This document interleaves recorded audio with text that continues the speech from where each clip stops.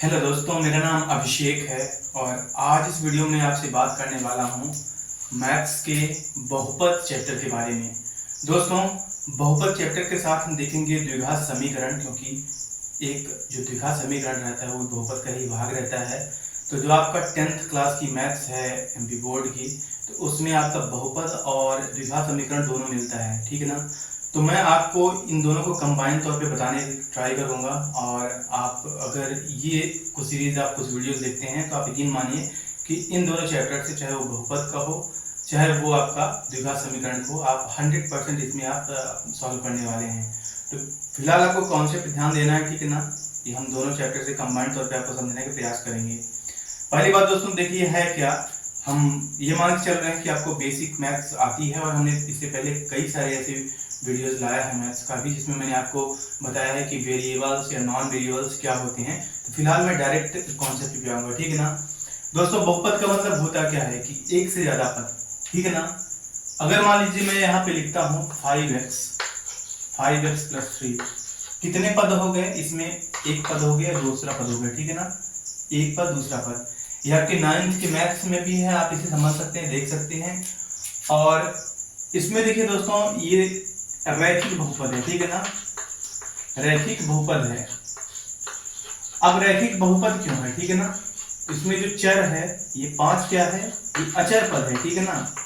अचर individual term है। 5 की अगर बात करें, 5 की बात करें, x की बात करें तो ये चर है, ये वेरिएबल है, ठीक है ना। इसका मान बदल सकता है। तो यहाँ पे कंबाइंड तौर पे जो 5x है वो एक अचर की तरह वर्क नहीं करेगा, बल्कि चर की तरह वर्क करेगा, क्योंकि 5 का जो वैल्यू है वो x की वैल्यू बदलने के साथ बदल सकता है, ठीक है ना। तो जो 5 अचर पर यहाँ पे लिखा है, तो ये x का क्या बोला जाएगा? x का गुणांक। ये रैखिक बहुपद इसलिए है क्योंकि यहाँ पे जो चर वाला पद है, इसकी घात क्या है? 1 है। जब कहीं पे x y z कुछ भी लिखा रहे और वहां पे आपका जो x की घात 1 है, तो ये रैखिक बहुपद होगा। अगर इसमें पूरे जितने भी टर्म्स हैं, एक पद है, दो पद है, तीन पद है, जितने भी पद हैं, अधिकतम अगर x की घात 1 है तो रैखिक रहेगा, 2 रहेगा तो द्विघात हो जाएगा, है ना। इसी को बोलते हैं क्वाड्रेटिक इक्वेशन। जैसे कि मान लीजिए क्या हो जाता है, x² प्लस 4x प्लस 12, ठीक है ना। इसे हम सॉल्व करना भी देखेंगे कैसे गुणनखंड मेथड से होता है। तो इसमें देखिए x का यहाँ पे घात 1 है, यहाँ पे घात 2 है, अधिकतम घात कितनी है? 2 है, तो इसीलिए क्या हो जाएगा? द्विघात समीकरण हो जाएगा। तो अभी फिलहाल मैंने समीकरण से बोला, और आप कंफ्यूज मत होइएगा कि जो बहुपद और समीकरण है इसमें क्या अंतर रहते हैं। पिछली बार जो पार्ट का क्वेश्चन आया था मैथ्स का, उसमें यह था कि इनमें से कौन सा समीकरण है रैखिक, मतलब द्विघात समीकरण है। बहुपद पूछता तो ये बहुपद है। बराबर अगर किसी क्वेश्चन में लग जाता है, ठीक है ना, किसी बहुपद में अगर बराबर लग के 0 हो जाता है तो वो समीकरण कहलाता है, ठीक है ना। उसी को समीकरण बोलते हैं। अगर ये ना होता तो इसे हम केवल बहुपद बोल सकते थे, ठीक है ना। अगर मान लीजिए कि यहीं पे इसकी घात, अगर मान लीजिए इससे पहले हम 4x3 कर दें तो ये त्रिघात हो जाएगा, इसे आप बोलेंगे त्रिघात बहुपद। तो इस तरह से आपका एक जो बहुपद है, ये चैप्टर हम देखेंगे। फिलहाल जो बहुपद ये कोई समीकरण है, उसमें जो अचर को छोड़ के जो चर वाला रहता है टर्म, x y z कुछ भी, उसकी जो अधिकतम घात होती है उसको उस बहुपद की घात बोलते हैं। जैसे कोई पूछे इस बहुपद की घात क्या है, तो ये क्या है? x³ इसकी घात है, मतलब त्रिघात ये समीकरण है। फिलहाल के लिए अगर x² यहाँ पे ना भी रहे, अगर गायब भी रहे, ठीक है ना, फिर भी ये त्रिघात समीकरण माना जाएगा। जरूरी नहीं कि x² के बाद 4xy कुछ भी आए। जैसे x² ये भी अपने आप में बहुपद है, x² प्लस 2 ये भी अपने आप में बहुपद है, ये द्विपदीय है। अगर x² बस होता तो ये एक पदीय होता। तो दोस्तों, इस तरह से मैं उम्मीद कर रहा हूँ कि आपका कॉन्सेप्ट जो है ये काफी क्लियर हो रहा है, और फिर इतना बेसिक सी जो नॉलेज है आप ये रख के चल रहे हैं। अब साथ में दोस्तों हम बात कर लेते हैं कि जो अल्फा बीटा होता है, ठीक है ना, द्विघात समीकरण में जो होता है कि आपका क्या टर्म्स रहता है, और किस तरह से आपका जो शून्यक रहता है, जीरोज रहता है, उसमें कैसे आप संबंध स्थापित करते हैं, विविक्तकर वगैरह, इनके बारे में हम बाद में डिस्कस और करेंगे अच्छे से। फिलहाल के लिए देखिए दोस्तों, जो द्विघात समीकरण रहता है, ठीक है ना, क्वाड्रेटिक इक्वेशन, जो द्विघात समीकरण होता है उसका स्टैंडर्ड रूप क्या होता है? वो होता है मानक रूप, ax² है प्लस bx प्लस c = 0, ठीक है ना। द्विघात बहुपद ये हो गया, बराबर लग गया समीकरण हो गया। इसमें देखिए दोस्तों, ये जो a है इसे बोलते हैं एक्स स्क्वायर का कोएफिशिएंट या गुणांक। जो ये b है तो ये x का गुणांक हो गया, और जो c हो गया क्या हो गया, अचर पद हो गया। अब आप एक चीज यहाँ पे नोट करिएगा और मैं आपको प्रूफ करके दिखाऊंगा कि कैसे होता है। आप ये समझ लीजिए जब आप सॉल्व करते हैं alpha plus beta alpha into beta वो होता क्या है, ठीक है ना। तो शून्यकों का योग, मतलब जब इस तरह की इक्वेशन को आप सॉल्व करेंगे तो उसके दो मान आएंगे, x का मान एक और आएगा, कुछ भी आ सकता है एक्स वाई जेड कुछ भी, है ना। मान लीजिए कि a1 आ गया और x बराबर क्या हो गया a2 आ गया, दो मान आ गए, ठीक है ना। तो यहाँ पे जो x का दो मान रहेगा इसको आप अल्फा बोलेंगे, इसे बीटा बोलेंगे। कैसे, अभी मैं एग्जांपल देके आपको दूंगा। तो इसी को बोलते हैं कि ये शून्यक हो जाता है, या जीरोज इंग्लिश में से बोलते हैं, ठीक है ना। शून्यक पहला, शून्यक दूसरा। तो जो शून्यक का योग होता है अल्फा प्लस बीटा, तो जितना आएगा तो आप देखेंगे कि इसका जो ये b है, मतलब x का गुणांक जो b है, तो उसके माइनस बटा a के बराबर रहेगा, ठीक है ना। और जो अल्फा इंटू बीटा रहेगा, मतलब ये जो x का मान रहेगा, ये जो आएगा ये आपका c बटा के बराबर रहेगा। जो c है आपका अचर पद और डिवाइड बाई एक्स स्क्वायर जो कोएफिशिएंट है उसके बराबर रहेगा। आप ये नोट कर लीजिए, मैं तत्काल में से प्रूफ करके आपको दिखा रहा हूँ, ठीक है ना।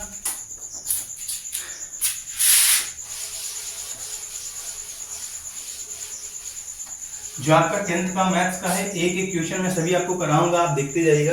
कहीं कोई दिक्कत है आप हमें व्हाट्सएप भी कर सकते हैं अगर आपको कोई डाउट है, ठीक है ना। फिलहाल के लिए देखिए दोस्तों, मान लीजिए कि इससे पहले मैंने जो इक्वेशन लिया था द्विघात समीकरण का, वो लिया था x square plus 7x, I think यही लिया था क्या, प्लस 12 0। मान लीजिए कि कोई समीकरण है, ठीक है ना, द्विघात समीकरण है। इसमें हम x का मान निकालते हैं। देखिएगा दो इसके मेथड है, मैं एक मेथड और बताऊंगा आपको कैसे, जो इस सूत्र से होता है x equal to minus b plus minus under root b square minus 4ac by 2a। इससे दोनों मान निकल आता है। यहाँ पे 10th में बुक में नहीं है, मुझे नहीं मिला है वैसे, लेकिन आप इससे भी सॉल्व कर सकते हैं और ये काफी मददगार होगा। अगर आप कभी गुणनखंड मेथड से कहीं पे अटक रहे हैं तो आप इससे कर सकते हैं, ठीक है ना। देखिए दोस्तों, इसे सॉल्व करने से पहले आप क्या देखेंगे कि विविक्तकर इसका, ठीक है ना, कि जो विविक्तकर होता है, जो डिस्क्रिमिनेंट रहता है वो क्या है इसका, तो d square equals to b square minus 4ac ये होता है। ये बताता है कि अगर 0 से इसका वैल्यू अगर ज्यादा है, इस d का वैल्यू अगर 0 से ज्यादा है तभी इसका कोई हल होगा, वास्तविक हल, नहीं तो काल्पनिक इसका हल होगा जो हम सॉल्व नहीं करने वाले हैं, ठीक है ना। तो ये वास्तविक काल्पनिक कैसे होता है, कैसे देखते हैं, मैं डिस्क्रिमिनेंट का जब चैप्टर अलग से लाऊंगा उसमें मैं बता दूंगा। फिलहाल के लिए मैं मानता हूं कि आपको गुणनखंड जो मेथड है वो आता है, 9th में आप पढ़े हैं। इसमें आप देख लीजिए, पहले विविक्तकर देखिए, बी स्क्वायर मतलब 7 के स्क्वायर माइनस 4a इंटू जो रहेगा c 12, तो है 49 माइनस 1248 हो जाएगा 48 इक्वल्स टू 1। मतलब ये क्या है कि 0 से बड़ा है, इसलिए ये जो है d के दो अलग अलग मान आएंगे, ठीक है ना। ये कैसे होता है मैं बताऊंगा, फिलहाल मैं बता रहा हूँ कि इस तरह से आप चेक करके आगे आप बढ़ सकते हैं कि गुणनखंड होगा कि नहीं होगा। कई बार आप गुणनखंड करने के चक्कर में आप कंफ्यूज रहते हैं, आप डिस्क्रिमिनेंट का या फिर विविक्तकर का प्रयोग नहीं करते हैं, तो ऐसे में आप काफी अपना समय जाया कर देते हैं, ठीक है ना। चलिए हम इसे सॉल्व करते हैं। ये जो मेथड है बहुत इंपॉर्टेंट मेथड है और आप इसे नोट कर सकते हैं इस फॉर्मूले को, ठीक है ना। ये कैसे सॉल्व करते हैं मैं अलग से बताऊंगा वीडियो लाके, अभी मैं केवल आपको एक इंट्रोड्यूस कराने वाला हूँ कि आखिर चीजें क्या हैं, ठीक है ना। देखिएगा इसमें करते क्या है, पहला जो एक्स स्क्वायर है और 12 है, ठीक है ना, बीच जिसमें x लगा है केवल आप उसे छोड़िए, इसका गुणा करिए, कितना आ रहा है 12 गुणा एक्स स्क्वायर बराबर 12x स्क्वायर। अब आपको करना क्या है, अगले स्टेप में 7x को ऐसे तोड़ना है दो अलग अलग भाग में कि जोड़ने पे इतने आए 7x आए, और जब आप गुणा करें आपस में उनका तो इसके बराबर रहे 12x स्क्वायर के बराबर रहे, ठीक है ना। चलिए करते हैं, इसे आप ऐसे रखेंगे x स्क्वायर प्लस 7x, देखिए 6 दूना 12, लेकिन जोड़ेंगे तो आगे 6 दो 8, छोड़ दीजिए, क्या करिए 4 3 7 और 4 3 12, तो करेंगे आप 4x प्लस 3x। सीक्वेंस का आप टेंशन मत लीजिए, सीक्वेंस चाहे 3x प्लस पहले में करिए 4x बाद में करिए, इससे ज्यादा फर्क नहीं पड़ेगा। जब कहीं पे माइनस होता है तो वहाँ पे आपको चिन्हों का खासा ध्यान देना होता है। प्लस यहाँ पे आप कर दीजिए कि 12 बराबर 0, दो का आप जोड़ा बनाइए, एक जोड़ा दो जोड़ा, ठीक है ना। आपको चिन्ह समेत जोड़ा बनाना है, यहाँ पे देखिए एक्स इसमें है, एक्स इसमें भी है, तो एक्स कॉमन ले लीजिए, ये हो जाएगा एक्स स्क्वायर का एक एक्स गायब जब बाहर आ गया तो एक्स बस बचेगा, प्लस ये एक्स बाहर है तो 4 बस बचेगा, प्लस यहाँ पे देखिएगा 3 चौको 12, 3 कॉमन आ रहा है, एक्स इसमें नहीं है तो इसलिए एक्स नहीं लेंगे, तो ये बचेगा आपका एक्स प्लस 4। ये यूजुअली उतना ही बचता है जितना आप यहाँ पे कॉमन ले चुके होते हैं, ठीक है ना, तो ये ज्यादा बड़ी बात नहीं है। तो अब यहाँ पे देखिए x प्लस 4 दोनों में है, तो हम x प्लस 4 क्या करेंगे, कॉमन ले लेंगे, x प्लस 4 हमने क्या किया, कॉमन ले लिया, और यहाँ पे x ये वाला बचेगा प्लस यहाँ पे साइन, और ये 3 बचेगा बराबर 0 रहेगा। दोस्तों आप इसके बाद सॉल्व करते हैं, ठीक है ना, आप हल करते हैं कि इतना बराबर 0 इतना बराबर 0, तो ऐसा क्यों, ऐसा इसलिए कि मान लीजिए कोई संख्या है, ठीक है ना, कोई संख्या ये है, इनका गुणा कितना आ रहा है, 0 आ रहा है, मतलब कि ये बोल रहा है कि 4 गुणा 5 है कितना हो रहा है, 20 है, ठीक है ना। तो इसके तो और चांस हो सकते हैं कि ये 10 गुना 20 भी हो जाए, लेकिन 4 गुना 5 अगर 0 है तो आप मान के चलेंगे कि या तो 4 बराबर 0 है यहाँ पे है, या 5 बराबर 0 है। दो संख्याओं का गुणा 0 तभी होगा जब उनमें से कोई एक संख्या क्या रहेगी, 0 रहेगी। आप मान के चलेंगे तो हो सकता है कि ये 0 हो, x प्लस 4 बराबर 0, या हो सकता है कि x प्लस 3 बराबर 0 हो, ठीक है ना। तो आपको करना क्या है, पक्षांतर कर दीजिए, x बराबर हो जाएगा -4 और ये हो जाएगा x बराबर -3। दो मान आ गए। अब जो आपके दो मान आ गए इन्हीं को बोलते हैं इसका शून्यक, ठीक है ना। इसे आप अल्फा बोलिए चाहे बीटा बोलिए, चाहे आप इसे अल्फा बोलिए चाहे बीटा बोलिए, तो आपका अल्फा बीटा आ गया। अब दोस्तों उत्तर की जांच करते हैं, ठीक है ना। बीच वाला मैं आपका ये मिटा देता हूँ प्रोसीजर, आप वीडियो रिवाइंड करके पीछे आप देख सकते हैं कि कैसे ये हुआ है। अब देखिए जो आपका अल्फा बीटा ये आ गया है, x बराबर -4 और x बराबर -3, तो आप एक एक वैल्यू रख के देखिए क्या इतना आंसर आ रहा है। यदि आंसर आ रहा है तो आपका आंसर ये सही होगा, ठीक है ना। चलिए x बराबर 4 रखते हैं यहाँ पे, तो यहाँ पे -4, यहाँ पे -4 है, -4 का स्क्वायर प्लस 7 गुणा -4 प्लस 12। देखिए क्या 0 आ रहा है इतना हल करने पे, 4 चौक 16 माइनस जो है इसका भी स्क्वायर हो जाएगा तो प्लस हो जाएगा, -7 चौक 28 28 रहेगा प्लस 12 रहेगा, प्लस प्लस जोड़ दीजिए 16 12 28 हो जाएगा, 28 माइनस 28 बराबर क्या हो जाएगा 0। तो मतलब ये इसका एक शून्यक है, हल है, ठीक है ना, जिसे आप अल्फा नाम दिए हैं। ये द्विघात समीकरण है, ठीक है ना। द्विघात समीकरण में आपका अल्फा और बीटा रहेगा, दो एक्स के जो मान रहते हैं। अब x बराबर -3 रख के देख लेते हैं, तो -3 का स्क्वायर हो जाएगा प्लस 7 गुणा -3 हो जाएगा प्लस 12 हो जाएगा, ठीक है ना। अब आप एक काम करिए, जो आपका ये है इसका स्क्वायर करिए, 3 का 9 हो जाएगा, माइनस का भी सेम जैसा आपने पिछला किया है तो भी प्लस हो जाएगा, -7 से 21 प्लस 12 12 9 21 हो जाएगा, 21 माइनस 21 बराबर क्या हो जाएगा 0। मतलब ये इसका हल है। तो देखिए हमें अल्फा और बीटा क्या मिल गया, अल्फा -4 और बीटा -3 है, जो कि आंसर सही है। उत्तर की जांच आप ऐसे भी कर सकते हैं, जितना आया है आप इसमें रखिए, ठीक है ना। अब हम ये साबित करेंगे कि जो अल्फा प्लस बीटा, हमने इससे पहले बताया था आपको कि अल्फा प्लस बीटा क्या होता है। यहाँ पे मैं साइड में लिख रहा हूँ अल्फा प्लस बीटा, ये -b/a होता है। -b क्या है यहाँ पे, x का गुणांक, ये b है, a जो है x² का गुणांक। तो ये जो आपके मूल आते हैं, तो अल्फा प्लस बीटा जो हल करने पे आया, इनका जो जोड़ है वो किसके बराबर रहेगा, -b/a के। चलिए देख लेते हैं, अल्फा है -4, बीटा है -3, कितना आ गया आपका -7। ये हो गया अल्फा प्लस बीटा, इतना आ गया। अब चलिए हम देख लेते हैं -b/a, माइनस चिन्ह सूत्र वाला जो है, मतलब ये जो -b/a यहाँ पे लिखा है, तो हम ये लिख देंगे b कितना है, x का गुणांक है 7, a कितना है यहाँ पे x² का गुणांक 1 बराबर 1 का किसी से भाग करिए है ना, कोई दिक्कत नहीं है, किसी में आप 1 से अगर भाग करेंगे उतना आएगा -7। इसका मतलब क्या हुआ कि अल्फा प्लस जो बीटा है ये बराबर है -b/a के। पहला साबित हो गया। तो जो आप अल्फा प्लस बीटा साबित करते हैं या फिर आप जानते हैं कि -b/a के बराबर आता है, तो यही चीज होता है, ठीक है ना। तो अल्फा प्लस बीटा कितना आ रहा है यहाँ पे, अल्फा प्लस बीटा मान लीजिए कि दिया है -7, आपने देखा ही है ना। हम साइड में लिख रहे हैं क्योंकि हम आपको एक और अच्छी चीज बताने वाले हैं। अब यहाँ पे क्या हो जाएगा, अल्फा इंटू बीटा, ठीक है ना।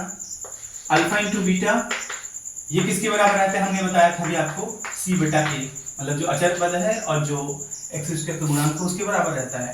अल्फा इंटू बीटा चलिए कर लेते हैं, -4 अल्फा है और बीटा है आपका -3। आप एक काम करिएगा, जब कभी आप ऐसे हल करिए ना, तो आप कंफ्यूज ना हो कि यहाँ पे गुणा है माइनस है कैसे हल करें, आप इसे ब्रैकेट में करिए, है ना।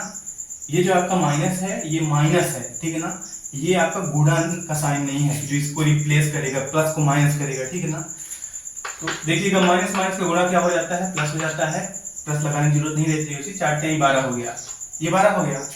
अब यहाँ पे क्या है हमारे पास c बटा a, c क्या है अचर पद 12, a क्या है आपका x के गुणांक, आप 12 में 1 से भाग करिए 12 ही आएगा। इसका मतलब क्या है कि जो अल्फा इंटू बीटा है वो c बटा a के बराबर है ना। तो देखिए अल्फा इंटू बीटा हमारा कितना आ गया है, ये आ गया है आपका 12। अब उम्मीद है दोस्तों कि आपको ये सब कुछ समझ में आ गया है कि आपके जो द्विघात बहुपद होता है, द्विघात समीकरण होता है, उसमें अल्फा बीटा क्या होता है, एबीसी क्या रहता है, और कैसे अल्फा प्लस बीटा बराबर माइनस बी बटा ए होता है, अल्फा इंटू बीटा आपका सी बटा ए के बराबर होता है। अब अगर मान लीजिए एग्जाम में अगर आपसे कोई प्रश्न पूछता है कि ऐसा द्विघात आप बहुपद बताइए, ठीक है ना, द्विघात बहुपद बताइए, द्विघात समीकरण बनाइए जिसका शून्यकों का योग -7 है और जिनके शून्यकों का गुणनफल 12 है। कैसा भी क्वेश्चन है, कैसी भी शर्तें हैं, आप चुटकियों में हल करेंगे। पहली बात तो ये कि आप कैसे हल करेंगे, अगर मान लीजिए आपका अल्फा प्लस बीटा -7 दिया है, ठीक है ना, दो मेथड मैं बता रहा हूँ। पहले आप ये मेथड देखिए कि जो आप माइनस बी बटा ए से करते हैं वो कैसे करते हैं। अल्फा प्लस बीटा आपका दिया है जो होता है बराबर माइनस बी बटा ए, ये दिया है आपका -7, ठीक है ना। आप अपने से सोचिए, माइनस सूत्र वाला है आप हटा दीजिए, बी है आपका 7 तो यहाँ पे ब्रैकेट लगाइए, बटा ए यहाँ पे देखिए कि दिया कुछ नहीं है तो आप अपने से एज्यूम करिए ए, ठीक है ना। अल्फा इंटू बीटा है, ये आपका है सी बटा ए होता है, यहाँ पे 12 दिया है कि अल्फा इंटू बीटा आपका 12 है तो 12 लिखिए, बटे में आप ए अपने से एज्यूम करिए। जब आप हल करते हैं दोस्तों तो यहाँ पे बराबर के मान के करते हैं, ठीक है ना, कोई कांस्टेंट वैल्यू देन आप मल्टीप्लाई करते हैं कि ऐसा होगा, ठीक है ना। लेकिन बटा में जो आपका ए है, 1 है, 1 है, आप इसे डायरेक्ट लिख सकते हैं क्योंकि बाद में कट ही जाना है। तो शॉर्टेड फॉर्म यही है कि आप यहाँ पे सीधा कंपैरिजन करिए। हम चलिए कंपैरिजन करते हैं इनका। तो जो ए रहता है तो आपको जो बटा में रहता है वो आ जाता है, बटा में आप जानबूझ के वैल्यू सेम करिएगा। जब आप ए बी मतलब बी बाई ए करिए या सी बाई ए करिए तो जो आपका ए है नीचे आपको बटे में वैल्यू बराबर लाना है, चाहे आप ऊपर नीचे किसी को गुणा करना हो, ठीक है ना, कुछ काटना हो। ए बराबर आपका 1 है, बी बराबर आपका माइनस सूत्र वाला है तो केवल 7 आप लेंगे, 7 है, और सी बराबर कितना है आपका 12 है। स्टैंडर्ड फॉर्म क्या होता है आपको द्विघात समीकरण का, ax² plus bx plus c बराबर 0 होता है, ठीक है ना। a की जगह पे रखिए 1, x² प्लस b की जगह पे रखिए 7, x प्लस c की जगह पे रखिए 12 बराबर 0। समीकरण में लिख रहा हूँ, ठीक है ना, बहुपद लिखना है तो आप बराबर मत लगाइए, आपने समझिएगा। x² ये हो गया, x गुणा होगा कोई मतलब नहीं, प्लस यहाँ पे साइन हो गया, 7x हो गया प्लस 12 हो गया बराबर 0। ये द्विघात समीकरण हो गया आपका। बहुपद होता है समीकरण हटा दीजिए, ये 0, ये आपका मिल गया। देखिए सेम यही है ना। तो आपको लेंदी जो प्रोसेस है जो आपके 10th की किताब में दिया है तो आप ऐसे करिएगा। एक होता है कि अगर आपका अल्फा बीटा दिया है, अल्फा इंटू बीटा दिया रहे, मतलब आपका शून्यकों का जो जोड़ है और शून्यकों का जो गुणन है अगर वो दिया रहे तो आपको करना क्या है, सिंपल से एक फॉर्मूला है, आप इसे बिल्कुल याद कर लीजिए क्योंकि आप केवल देख के ही आप आंसर लिखेंगे, ठीक है ना।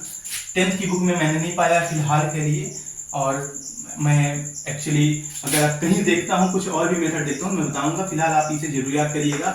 अगर alpha plus beta, alpha into beta दिया है, शून्यकों का योग, शून्यकों का गुणनफल अगर दिया है द्विघात समीकरण का, तो जो द्विघात बहुपद होता है समीकरण में बोलूं बराबर आप 0 लगाइएगा। द्विघात जो बहुपद होता है वो होता है x² minus alpha plus beta का गुणा x plus alpha into beta, ये होता है द्विघात बहुपद। मान रख दीजिए x² हो गया, आगे कुछ नहीं लगाना है, माइनस करिए यहाँ पे अल्फा जो प्लस बीटा है वो कितना है -7 है, -7 ब्रैकेट में करिए, x हो गया प्लस अल्फा इंटू बीटा करिए, 12 दिया है तो ये जो बराबर हो जाएगा x² minus minus plus 7x plus 12। किसी मान लीजिए कोई बटा में दिया है कि इतना बटा इतना, इतना बटा इतना, तो आप बराबर करके और इधर आप जो एलसीएम वगैरह लेके आप सॉल्व करते हैं, आप वो भी कर सकते हैं। दोस्तों मैं बेसिक्स आज बताया हूँ और बहुत आसान तरीके से बताया हूँ। आपका जो बहुपद है मैंने वो पहले इंट्रोड्यूस आपको कराया, फिर द्विघात समीकरण क्या होता है, कैसे सॉल्व करते हैं मैंने बता दिया। अब इसके अलावा दोस्तों द्विघात समीकरण के जो अनुप्रयोग हैं वो भी हम देखेंगे। ब्रीफ जो आपके क्वेश्चंस, हम एक एक क्वेश्चंस भी देखेंगे। बाद में देखिएगा दोस्तों होता क्या है कि द्विघात समीकरण में क्या होता है कि इसमें ऑलरेडी आपके दो शर्तें पहले से ही ली होती हैं। जैसे आप बहुत सारे एज वाले क्वेश्चंस हैं, आप जो टू वेरिएबल से आप करते हैं, दो चर से आप करते हैं, एक्स वाई मान के करते हैं, तो कई बार आप क्या मानते हैं कि सिर्फ एक्स ही मानेंगे और 5 minus x, 25 minus x, 25 plus x, कुछ भी ऐसा मान के द्विघात समीकरण के तौर पे आप सॉल्व करके आप आंसर्स लाते हैं। तो दो वेरिएबल को चाहे आप अलग अलग सॉल्व करिए, चाहे आप द्विघात समीकरण के माध्यम से हल करिए, कई सारे हम ऐसे अनुप्रयोग देखेंगे और आपके सामने हम लाएंगे। दोस्तों आपको कैसी वीडियो लगी आप बताइएगा और मैं ऐसी वीडियोज लाता रहूँगा। आभार सुनने का, धन्यवाद।